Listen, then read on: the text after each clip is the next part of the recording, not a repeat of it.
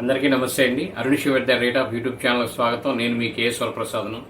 ఈరోజు మీకు ఈ వీడియోలో మనం ఓటు అనేది ఓటింగ్ మిషన్లో ఇదివరకు బ్యాలెట్లో వేసాము. ఇప్పుడు ఓటింగ్ మిషన్లో కాకుండా ఫోన్ ద్వారా ఓటింగ్ చేసే విధానం అనేది కొత్తగా ప్రవేశపెడుతున్నారు.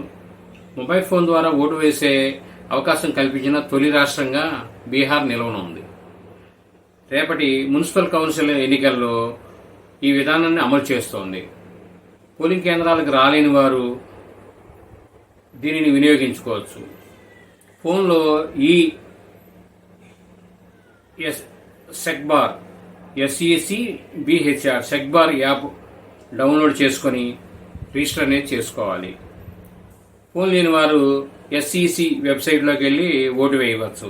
అయితే ఈ ఏడాది బీహార్లో జరగనున్న అసెంబ్లీ ఎన్నికల్లో ఈ విధానం అమలు చేస్తారో లేదనేది ఇంకా స్పష్టత లేదండి.